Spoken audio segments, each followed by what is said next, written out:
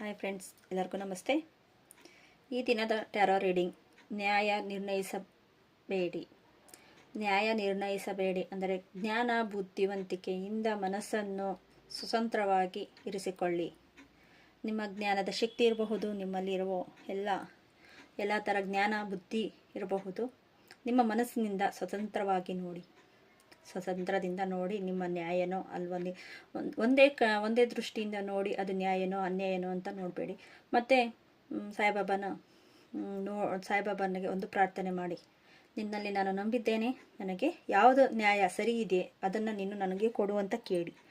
ಆವಾಗ ಅವರು ತಪ್ಪದೆ ನಿಮ್ಮ ಜ್ಞಾನವನ್ನು ಹೆಚ್ಚಿಸ್ತಾರೆ, ನಿಮ್ಮ ಬುದ್ಧಿವಂತಿಕೆಯನ್ನು ಹೆಚ್ಚಾಗುತ್ತದೆ, ನಿಮ್ಮ ಮನಸ್ಥಿತಿಯನ್ನು ಒಂದು ಒಳ್ಳೆಯ ರೀತಿಯಲ್ಲಿ ಇರುತ್ತದೆ ಅಂತ ಹೇಳಬಹುದು.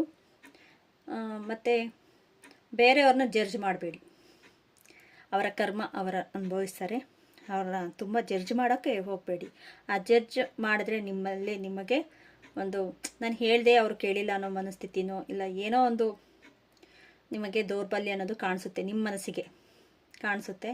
ಅದಕ್ಕೆ ಅವರ ಕರ್ಮನ ಅವರಿಗೆ ಬಿಟ್ಟು ನಿಮ್ಮ ಮುಂದೆ ಸಾಗಿ ಅಂತ ಹೇಳ್ತೀನಿ. ನಿಮ್ಮ ಜ್ಞಾನ ಬುದ್ಧಿ ಹೆಚ್ಚಿಗೆ ಮಾಡಿಕೊಳ್ಳಿ, ನಿಮ್ಮ ಮನಸ್ಥಿತಿಯನ್ನು ಸುಧಾರಿಸ್ಕೊಳ್ಳಿ, ನಿಮ್ಮ ಆಹಾರ ಕ್ಲೆನ್ಸಿಂಗ್ ಮಾಡಿಕೊಳ್ಳಿ ಅಂತ ಹೇಳ್ತಾ ಇದ್ದಾರೆ. ಓಕೆ ಫ್ರೆಂಡ್ಸ್, ಈ ವಿಡಿಯೋ ಏನಾದರೂ ನಿಮ್ಗೆ ಇಷ್ಟ ಆಗಿದ್ರೆ ಪ್ಲೀಸ್ ಸಬ್ಸ್ಕ್ರೈಬ್ ಮಾಡ್ಕೊಳ್ಳಿ, ಲೈಕ್ ಮಾಡಿ, ಶೇರ್ ಮಾಡಿ. Thank you so much.